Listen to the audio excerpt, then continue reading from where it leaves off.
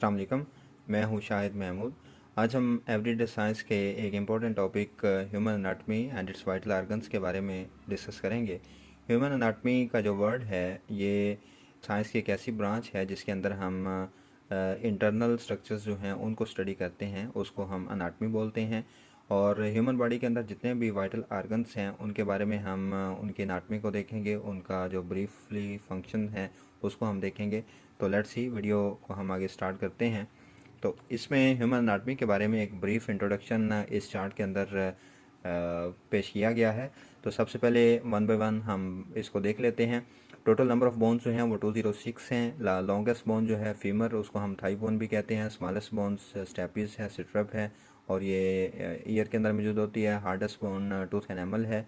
इसके बाद total number of muscles जो हैं वो 630 हैं और लार्जेस्ट मसल जो है वो ग्लोटस मैक्सिमस है। स्मॉलेस्ट मसल और ये पहले हमने देखा स्मॉलेस्ट बोन, ये दोनों एक ही हैं, स्टेपिस और कान के अंदर ये मौजूद होती है।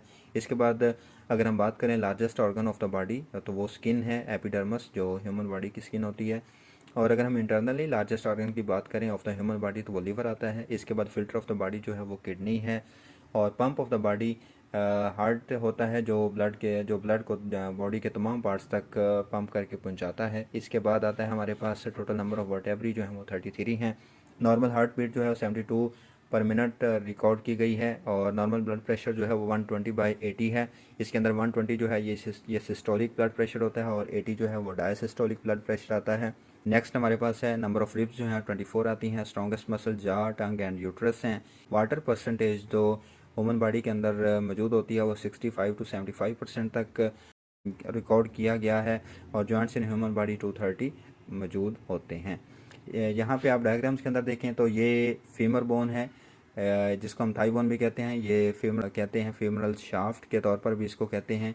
इसके बाद ग्लूटस मैक्सिमस ये सबसे लार्जेस्ट मसल है और ये स्टेपिस है, ये सबसे स्मॉलेस्ट बोन भी है और स्मॉलेस्ट मसल भी है। नेक्स्ट अगर हम देखें तो ये वर्टेब्री हैं जिनकी डिवीजन जो है वो कुछ इस तरह से सर्विकल 7 है, थोरेसिक 12 हैं, लंबर रीजन में 5 हैं, सैक्रम में 5 हैं और कोकस में 4 हैं। अगर इन सब को प्लस करें तो ये टोटल नंबर ऑफ वर्टेब्री 33 बनता है। इसके बाद जो रिब्स हैं जैसा कि नंबर में ज़ाहिर किया गया है 1 से लेकर 12, तो ये एक साइड के हैं और 12 और प्लस 12 अगर हम करें 24, तो नंबर ऑफ रिब्स जो बनती हैं 24 बनती हैं। नेक्स्ट हम बात करते हैं एक इम्पोर्टेंट वाइटल आर्गन ब्रेन के हवाले से। ब्रेन जो है ये सेंट्रल नर्वस सिस्टम का हिस्सा होता है। सेंट्रल नर्वस सिस्टम जो है दो हिस्सों पर मुश्तमिल होता है, एक को हम ब्रेन कहते हैं और दूसरे को हम स्पाइनल कार्ड कहते हैं। ब्रेन के आगे मजीद 3 हिस्से होते हैं, फोर ब्रेन, मिड ब्रेन और हाइंड ब्रेन। तो हम फोर ब्रेन को देखते हैं। फोर ब्रेन के फर्दर आगे 3 डिविजन्स हैं। पहले को हम थैलमस कहते हैं, दूसरे को लिम्बिक सिस्टम और तीसरे को सेरिब्रम।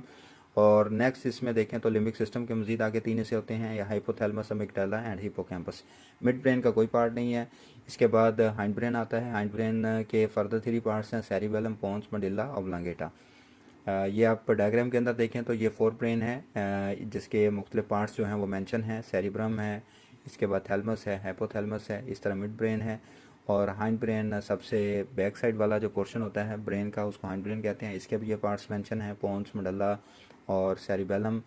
तो ये ब्रेन का स्ट्रक्चर है, इसको भी आपने माइंड में रखना है। इसके बाद इनके हम फंक्शंस को देखते हैं। सबसे पहले फोर ब्रेन का जो सबसे पहला पार्ट है वो थैलमस होता है। इसका क्या काम होता है, ये सेंसरी इन्फॉर्मेशन को कैरी करता है to the limbic system and cerebrum. आगे लिम्बिक सिस्टम के जो 3 पार्ट्स हैं उनके बारे में मेंशन किया गया है। हाइपोथैलेमस जो होता है ये बड़ा इंपॉर्टेंट पॉइंट है लिम्बिक सिस्टम के अंदर, जो मुख्तलिफ फंक्शंस को कैरी आउट करता है, उनको कंट्रोल करता है। जिनमें सबसे इम्पोर्टेंट जो इसके फंक्शंस हैं उसमें बॉडी टेम्परेचर है। इसके बाद हमें जितनी भी भूख और प्यास लगती है वो भी इसी हिस्से में कंट्रोल होती है। इसके बाद हमारा मूड, हमारा ब्लड प्रेशर जो फ्लक्चुएट करता है, मेंस्ट्रुअल साइकिल और एंड स्लीप वेक साइकिल जो है, ये सारा का सारा इसका कंट्रोल जो है वो हाइपोथैलेमस के अंदर होता है। इसके बाद अमिगडाला आता है। हमें जितना भी खौफ, गुस्सा और परेशानी का सामना करना पड़ता है उस चीज़ को अमिगडाला जो है वो कंट्रोल करता है। और तीसरा जो पार्ट है हिपोकैम्पस है, ये लॉन्ग टर्म मेमोरी इसके अंदर स्टोर होती है और इस तरह ये लर्निंग के प्रोसेस के अंदर भी अपना किरदार अदा करता है। फोर ब्रेन का जो थर्ड पार्ट है उसको हम सेरिब्रम कहते हैं। ये सबसे लार्जेस्ट पार्ट होता है ब्रेन का और ये दो हिस्सों पर मुश्तमिल होता है जिनको हम सेरिब्रल हेमिस्फीयर्स कहते हैं। और इसमें इंटरेस्टिंग बात ये है कि जो राइट सेरिब्रल हेमिस्फीयर होता है वो आपकी बॉडी का लेफ्ट साइड कंट्रोल करता है और जो लेफ्ट सेरिब्रल हेमिस्फीयर होता है वो आपकी बॉडी का राइट हिस्सा कंट्रोल करता है। इसके बाद हमारे पास मिड ब्रेन आता है। मिड ब्रेन ह्यूमंस के अंदर ये रिड्यूस फॉर्म में मौजूद है, लेकिन फिर भी ये रेटिकुलर फॉर्मेशन में अहम किरदार अदा करता है और ये फोर ब्रेन और हाइंड ब्रेन को आपस में जोड़ने में अहम किरदार अदा करता है। इसके बाद अगर हम देखें तो हाइंड ब्रेन है। हाइंड ब्रेन के जो मुख्तलिफ पार्ट्स हैं और उनका जो फंक्शन है उनमें सबसे पहला पार्ट जो है मेडल्ला ऑब्लांगेटा है। ये तमाम इन्वॉलंटरी एक्शंस को कंट्रोल करता है। इन्वॉलंटरी एक्शंस ऐसे एक्शंस होते हैं जो ह्यूमन कंट्रोल में नहीं होते, जैसा कि ब्रीथिंग है, हार्ट रेट है, ब्लड प्रेशर है, स्वेलिंग है। इसके बाद जो पोन्स है ये स्लीप वेक साइकिल को कंट्रोल करता है और इसके साथ ब्रीथिंग को कंट्रोल करता है। जो थर्ड पार्ट होता है हाइंड ब्रेन का जिसको हम सेरिबेलम कहते हैं, ये बड़ा इंपॉर्टेंट पार्ट है। जितना भी इंसान के अंदर बैलेंस को कायम किया जाता है इंसानी बॉडी के अंदर और बॉडी पोजीशन को जो मेंटेन चीज़ वो सेरिबेलम ही कंट्रोल करता है इस चीज़ को। और इसके साथ साथ ये पार्ट जो है वो लर्निंग में और मेमोरी स्टोरेज में ये अपना किरदार अदा करता है और सबसे ज़्यादा ये बेस्ट डेवलप है बर्ड्स के अंदर। इस पॉइंट को आपने लाजमी तौर पर माइंड में याद रखना है। हाइंड ब्रेन जो है that is best develop in birds. इसके बाद ब्रेन के जो डिसऑर्डर्स हैं वो मेजरली दो तरह के हो सकते हैं। एक को हम डिमेंशिया कहते हैं, that is a memory loss simply. इसके अंदर इंसानी दिमाग जो है वो अपने पास्ट की जो मेमोरीज़ हैं उनको रिकॉल नहीं कर पाता और अपनी पास्ट की मेमोरी सारी की सारी वो भूल जाता है। इसको हम डिमेंशिया कहते हैं। तो सेकंड जो होती है वो अल्ज़ाइमर डिजीज़ है। इसके अंदर ये होता है कि इंसानी ब्रेन जो है उसका कुछ पार्ट जो है वो अपना फंक्शन प्रॉपर्ली कैरी आउट नहीं कर पाता, जिसकी वजह से ब्रेन जो है उसका जो फंक्शन है उसकी परफॉर्मेंस है वो कम हो जाती है। तो ये ब्रेन के डिसऑर्डर्स थे। आगे हम देखते हैं second important vital organ in the human body, that is liver. Liver के बारे में अभी हमने देखा कि ये लार्जेस्ट इंटरनल ऑर्गन है ऑफ द बॉडी। इसके बाद लीवर जो है इसको हम ब्रीफली देख लेते हैं। ये केमिकल फैक्ट्री भी होती है, इसको हम कहते हैं of the human body, chemical factory of the body. इसके बाद इसका जो फंक्शन है, हमारी बॉडी का जो ब्लड है उसकी जो फिल्ट्रेशन है वो लीवर के अंदर टेक्स प्लेस होती है और recycling of the old red blood cells जो हैं वो भी यहाँ पे ही टेक्स प्लेस होती है। इसके बाद लीवर का एक और इम्पोर्टेंट फंक्शन है कि ये ग्लाइकोजन जो शुगर की एक टाइप है उसको इंसानी बॉडी के अंदर स्टोर करने में अहम किरदार अदा करता है। इसके बाद इसका एक और अहम फंक्शन जो होता है वो प्रोडक्शन ऑफ द बाइल है। बाइल जो है वो लीवर के अंदर प्रोड्यूस होता है, लेकिन ये स्टोर होता है आगे जाकर गॉल ब्लैडर के अंदर।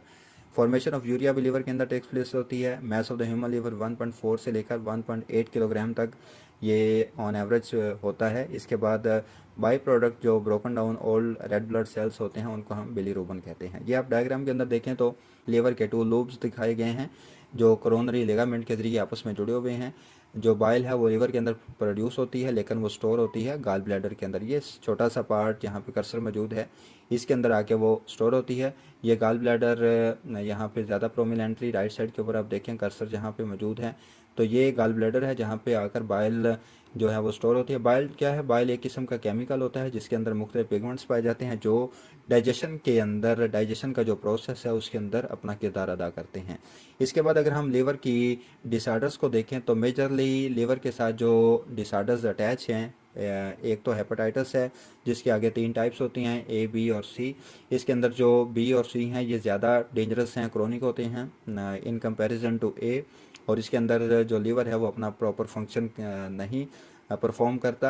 और सेकंड जो डिसऑर्डर है उसको हम सिरोसिस कहते हैं, जिसमें हम कंप्लीट एंड स्टेज इसको हम कह सकते हैं, जिसके अंदर लीवर का जो फंक्शन है वो ऑलमोस्ट ख़त्म हो चुका होता है और इसके अंदर एक ही सोल्यूशन बचता है और वो लिवर ट्रांसप्लांट की सूरत में हमारे सामने आता है। नेक्स्ट जो इम्पोर्टेंट वाइटल आर्गन है वो हार्ट है।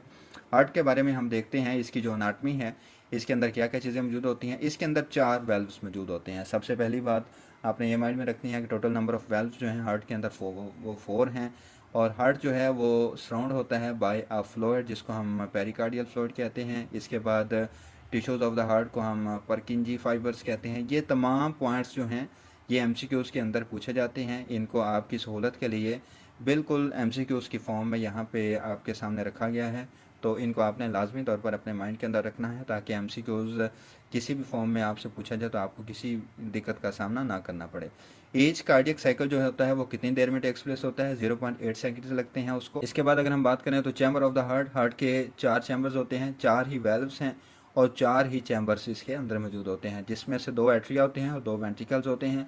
इसके बाद हार्ट की जो कॉन्ट्रैक्शन है उसको हम सिस्टोलिक ब्लड प्रेशर कहते हैं, जिसके अंदर वेंट्रिकल जो हैं वो कॉन्ट्रैक्ट करते हैं और यहाँ पे मैक्सिमम ब्लड प्रेशर जो ह्यूमन हार्ट है उसका रिकॉर्ड किया गया है और वो 120 होता है। इसके बाद हार्ट की जो रिलैक्सेशन है उसको हम डायसिस्टोलिक ब्लड प्रेशर कहते हैं और इसके अंदर वेंट्रिकल जो होते हैं वो रिलैक्स करते हैं और यहाँ पे minimum blood pressure of human heart record किया गया है जो 80 आता है।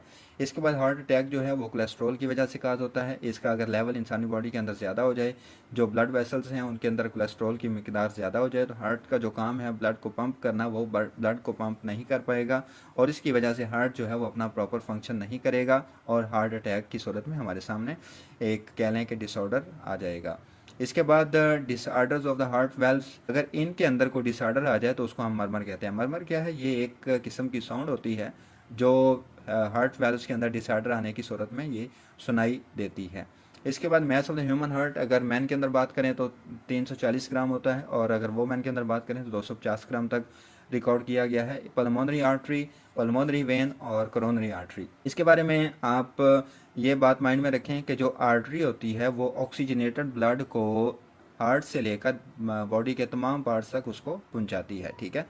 इसके बाद जो वेन होती है, वेन का क्या काम होता है? वेन जो है तमाम बॉडी के पार्ट से डीऑक्सीजनेटेड ब्लड को लेके हार्ट की तरफ आती है और वहाँ पे दोबारा इसकी रीऑक्सीजनेशन टेक्स प्लेस होती है और जब रीऑक्सीजनेशन हो जाती है तो वही प्रोसेस दोबारा से होता है। आर्टरीज जो हैं वो ऑक्सीजनेटेड ब्लड को लेकर बॉडी के तमाम पार्ट्स तक उसको लेकर जाते हैं।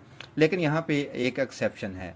एक्सेप्शन ये है कि जो पल्मोनरी आर्टरी है वो डीऑक्सीजनेटेड ब्लड को जो है वो हार्ट से लंग्स की तरफ लेकर जाती है, ठीक है। हमने अभी देखा कि जो आर्टरीज होती हैं वो हमेशा ऑक्सीजनेटेड ब्लड को लेकर जाती हैं from the heart to the different parts of the body. लेकिन यहाँ पे आपने एक बात याद रखनी है कि जो पल्मोनरी आर्टरी है वो डीऑक्सीजनेटेड ब्लड को लेकर जाती है from the heart to the lungs. और दूसरी एक्सेप्शन यहाँ पे ये है कि पल्मोनरी वेन जो है, वेन के बारे में अभी हमने देखा कि वेन्स का क्या काम होता है, वो from all parts of the body से ब्लड को इकट्ठा करती हैं जो डीऑक्सीजनेटेड ब्लड होता है। ऐसा ब्लड जिसके अंदर ऑक्सीजन की कमी होती है उसको तमाम बॉडी के पार्ट से लेकर दिल की तरफ लेकर आती हैं और वहाँ पे उसकी रीऑक्सीजनेशन टेक्स प्लेस होती है। लेकिन यहाँ पे एक्सेप्शन ये है कि जो पल्मोनरी वेन है वो कैरी करती है oxygenated blood from the lungs to the heart. तो इस एक्सेप्शन को भी आपने अपने माइंड में रखना है। इसके बाद कोरोनरी आर्टरी जो है इसका क्या काम होता है? ये सप्लाई करती है ब्लड टू द हार्ट। आगे हम देखते हैं इस पिक्चर के अंदर, इसको मज़ीद हम थोड़ा एलेबोरेट कर लेते हैं। डायग्राम के लेफ़्ट साइड के ऊपर देखें, लेफ़्ट डायग्राम में लेफ़्ट साइड के ऊपर देखें, ये राइट एट्रियम है और ये आपके पास राइट वेंट्रिकल है जहाँ पे ये कर्सर है। तो इन दोनों के दरमियान जो है ये वेल्व मौजूद है जिसको हम ट्राइकुस्पिड वेल्व कहते हैं। ये ट्राइकुस्पिड वेल्व है, ठीक है। तो होता ये है कि जब डीऑक्सीजनेटेड ब्लड आता है from all parts of the body तो वो इस राइट एट्रियम के अंदर आता है। राइट एट्रियम से फिर ये जाता है थ्रू ट्राइकुस्पिड वेल्व राइट वेंट्रिकल में और राइट वेंट्रिकल से फिर ये पल्मोनरी आर्टरी, ये पल्मोनरी आर्टरी मेंशन है, पल्मोनरी आर्टरी के जरिए ये फिर जाता है लंग्स में और लंग्स के अंदर जाकर यहाँ पे इस ब्लड की रीऑक्सीजनेशन टेक्स प्लेस होती है। ऑक्सीजन पोर ब्लड जो था वो अब ऑक्सीजन रिच ब्लड में तब्दील हो चुका है और अब इस पल्मोनरी आर्टरी के ज़रिए ये लंग्स तक पहुंचा और लंग्स से फिर ये पल्मोनरी वेन, ये पल्मोनरी वेन मेंशन है। राइट साइड के ऊपर आप देखें तो यहाँ से ब्लड कैरी आउट होता है टूवर्ड्स द हार्ट और ये ब्लड जो होता है ये ऑक्सीजनेटेड ब्लड आता है और जब इसको हार्ट की तरफ लेकर आया जाता है तो इसको ड्रेन किया जाता है इनटू द लेफ़्ट एट्रियम और लेफ़्ट एट्रियम से ये ब्लड जाता है फिर लेफ़्ट वेंट्रिकल में और इन दोनों के दरमियान लेफ़्ट एट्रियम और लेफ़्ट वेंट्रिकल के दरमियान मिट्रल वेल्व मौजूद होता है जो ब्लड के बैक फ्लो को रोकता है। तो यहाँ से जो लेफ़्ट वेंट्रिकल है यहाँ पर ऑक्सीजनेटेड ब्लड जब पहुँच जाता है तो इधर से फिर एओर्टा के ज़रिए ये ब्लड जो है वो बॉडी के तमाम पार्ट्स तक, ये एओर्टा मेंशन है तो इसके ज़रिए ये ब्लड बॉडी के तमाम पार्ट्स तक इसको पहुँचा दिया जाता है। तो ये आपने एक्सेप्शन याद रखनी है, ये पल्मोनरी आर्टरी की, पल्मोनरी वेन की और उसके साथ कोरोनरी आर्टरी का फंक्शन भी आपने माइंड में रखना है। आगे हम देखते हैं हार्ट के अंदर जो हमने मेंशन किया कि 4 वेल्व्स मौजूद होते हैं वो कौन कौन से होते हैं। बाइकुस्पिड वेल्व जो है लेफ़्ट एट्रियम और लेफ़्ट वेंट्रिकल के दरमियान मौजूद है। ये डायग्राम में हम दोबारा देख लेते हैं। ये लेफ्ट एट्रियम है, ये कर्सर जहाँ पे मेंशन है वहाँ पे आप देखें तो ये लेफ्ट एट्रियम है और इसके साथ ये लेफ्ट वेंट्रिकल मेंशन है। इन दोनों के दरमियान यहाँ पे जो वेल्व मेंशन है उसको हम बाइकुस्पिड वेल्व कहते हैं और इसको हम मिट्रल वेल्व भी बोलते हैं। ये एक वेल्व हो गया। इसके बाद दूसरा वेल्व जो है ये राइट एट्रियम मेंशन है और ये राइट वेंट्रिकल मेंशन है और इन दोनों के दरमियान जो है ब्लड के बैक फ्लो को रोकने के लिए यहाँ पे एक वेल्व मौजूद है जिसको हम ट्राइकुस्पिड वेल्व कहते हैं। अब तीसरा जो वेल्व है वो राइट वेंट्रिकल और पल्मोनरी आर्टरी के दरमियान मौजूद है जिसको हम पल्मोनरी वेल्व कहते हैं। इसका क्या काम है, ये back flow of the blood रोकता है from the pulmonary artery to the right ventricle. ये 3 वेल्व हो गए। इसके बाद जो चौथा वेल्व है वो लेफ्ट वेंट्रिकल के दरमियान और एओर्टा के दरमियान, ये एओर्टा मेंशन है, ये एओर्टा मेंशन है और ये लेफ्ट वेंट्रिकल और इन दोनों के दरमियान यहाँ पे ये एओर्टिक वेल्व मेंशन है। तो ये 4 वेल्व्स जो हैं इनको आपने माइंड में रखना है कौन सा वेल्व कहाँ पे मौजूद है। आगे हम देखते हैं। वेल्व्स के बाद हमारे पास 2 टाइप्स के पेसमेकर आते हैं। एक को हम साइनोएट्रियल नोड कहते हैं और ये नेचुरल पेसमेकर है। इसको हम हार्ट की बैटरी भी कह सकते हैं और ये नेचुरली हार्ट के अंदर मौजूद होता है और ये upper part of the right atrium मौजूद होता है। राइट एट्रियम में मौजूद होने की वजह से हार्ट बीट जो भी स्टार्ट होती है वो साइनोएट्रियल नोड के थ्रू स्टार्ट होती है जैसा कि यहाँ पे मेंशन है and it is responsible for each heart beat. ठीक है, तो ये साइनोएट्रियल नोड जो है ये नेचुरल पेसमेकर है ऑफ द हार्ट है। इसके बाद जो दूसरा पेसमेकर हमारे पास आता है उसको हम एट्रियो वेंट्रिकुलर नोड या एवी नोड कहते हैं। इसका क्या काम होता है, ये डिले करता है और कंडक्ट करता है इलेक्ट्रिकल सिग्नल्स को from the atria to the ventricle. जो सिग्नल ऐसे नोड रिसीव करता है ये उन सिग्नल्स को डिले करता है और उनको हार्ट के जो एट्रिया हैं वहाँ से लेकर उनको फिर वेंट्रिकल तक उसको पहुँचाता है और ये एज ए गेट कीपर भी काम करता है और बैकअप पेसमेकर के तौर पर भी काम करता है अगर ऐसे नोड जो है वो फेल हो जाता है। इसके बाद हार्ट अटैक जिसको हम सेकंड नेम जो है मायोकार्डियल इन्फ्रैक्शन भी हम इसको बोलते हैं और इसमें होता ये है कि हार्ट का जो मसल है उसका कोई पार्ट डैमेज हो जाता है या उसकी डेथ हो जाती है due to insufficient blood supply और इस सूरत में हार्ट अटैक हमारे सामने आता है। इसके बाद नेक्स्ट जो वाइटल आर्गन है ह्यूमन बॉडी के अंदर पाया जाने वाला वो आई है। आई के बारे में हम ब्रीफली इसकी एनाटॉमी को हम देखते हैं। Layer of the photo receptor cells जो आने वाली रोशनी को रिसीव करती है उसको कैप्चर करती है उसको हम रेटिना बोलते हैं। इसके बाद आई के अंदर 2 लिक्विड्स मौजूद होते हैं, एक को हम विट्रियस कहते हैं और दूसरे को हम ह्यूमरस कहते हैं। इन दोनों का एक ही काम होता है और ये आई की शेप जो है उसको ये बरकरार रखते हैं। उसके अंदर पाए जाने वाले मुख्तलिफ जो आप कह लें कि कंपोनेंट्स हैं उनको अपनी जगह पे कायम रखते हैं। नेक्स्ट जो है आउटर लेयर ऑफ द आई, इसको हम सेक्लेरोटिक कहते हैं। जैसा कि इस डायग्राम के अंदर आप देखें ये आउटर लेयर है आई की, ये सारी की सारी आउटर लेयर है जहाँ पे कर्सर ये मूव कर रहा है तो इसको हम कहते हैं सेक्लेरोटिक कहते हैं। ठीक है, और ये रेटिना मेंशन है जहाँ पे फोटोन्स आकर कैप्चर होते हैं। ये जो बैक साइड के ऊपर ये सारी की सारी जो लेयर है इसको हम रेटिना कहते हैं। इसके बाद अगर हम देखें तो फ्रंट पोर्शन ऑफ सेक्लेरेटिक लेयर जो है उसको हम कॉर्निया कहते हैं। ये दोबारा आप डायग्राम के अंदर देखें, ये जो फ्रंट पोर्शन है सेक्लेरेटिक लेयर का ये सारे का सारा ये फ्रंट पोर्शन है, इसको हम कॉर्निया कहते हैं। कॉर्निया के बारे में आपने एक बात माइंड में रखनी है, याद रखनी है कि कॉर्निया जो है ये इंसानी बॉडी के अंदर एक ऐसा पार्ट है, एक ऐसा हिस्सा है जिसको ब्लड की सप्लाई नहीं होती लेकिन ये अपना फंक्शन फिर भी करता रहता है। इसके बाद 2 तरह के डिफेक्ट्स पाए जाते हैं आइज़ के रिलेटेड। एक को हम शॉर्ट साइटेडनेस कहते हैं जिसके अंदर होता ये है कि जो नज़दीक की चीज़ें हैं वो सही नज़र आती हैं लेकिन जो दूर की चीज़ें होती हैं वो ब्लर नज़र आती हैं। ठीक है, और इस डिफेक्ट को जो दूर किया जाता है वो कनकेव लेंस के ज़रिए हम दूर करते हैं जिसको हम डाइवर्जिंग लेंस भी कहते हैं। इसके बाद जो दूसरा डिफेक्ट आता है वो लॉन्ग साइटेडनेस है जिसको हम फार साइटेडनेस भी बोलते हैं। इसमें क्या होता है, इसमें यह होता है कि जो दूर की चीज़ें होती हैं वो बिल्कुल सही नज़र आती हैं लेकिन जो नज़दीक की चीज़ें होती हैं वो ब्लर नज़र आती हैं और इस डिफेक्ट को दूर करने के लिए हम कन्वेक्स लेंस यूज़ करते हैं जिसको हम कन्वर्जिंग लेंस भी कहते हैं। इसके बाद which manage the amount of light to enter into the eye, iris है। आइरस की हम पोजीशन देख लेते हैं। ये आइरस मेंशन है, ये नीचे वाली साइड के ऊपर। ये आप देखें तो ये जितनी लाइट ह्यूमन आई के अंदर एंटर होनी है उसकी ये अमाउंट को ये मैनेज करता है। अगर लाइट की ज़्यादा ज़रूरत है तो ये ज़्यादा ओपन हो जाएगा, अगर लाइट की कम ज़रूरत है तो ये कम ओपन होगा। इसके बाद लॉन्ग साइटेडनेस को हम हाइपरोपिया भी कहते हैं, शॉर्ट साइटेडनेस को हम मायोपिया भी कहते हैं। ट्रैकोमा क्या है? ट्रैकोमा एक डिजीज़ है जो आई के रिलेटेड है। इसके बाद प्यूपल और आइरस के अंदर ये फ़र्क है कि प्यूपल जो है lets light into the eye and use to define physical shape and size of the lens. ठीक है, ये लाइट को आँख के अंदर दाखिल होने देती है प्यूपल, और इसके बाद ये डिफाइन करती है फिजिकल शेप और साइज ऑफ द लेंस। इसके बाद मैकुला, मैकुला जो है ये मेंशन है, यहाँ पे आप देखें तो ये मैकुला मेंशन है। इसका क्या काम होता है? ये रेटिना का ही हिस्सा होती है और ये रिस्पॉन्सिबल होती है फॉर द सेंट्रल विजन और कलर विजन के तौर पर। इसके बाद आप देखें तो ये डायग्राम के अंदर अगेन शॉर्ट साइटेडनेस और लॉन्ग साइटेडनेस मेंशन की गई है। ये नॉर्मल विजन है जिसके अंदर जो इमेज है वो रेटिना के ऊपर एग्जैक्ट आके बन रहा है और तमाम ऑब्जेक्ट्स जो हैं चाहे वो दूर के हैं चाहे वो नज़दीक के हैं वो बिल्कुल हमें क्लियर नज़र आ रहे हैं।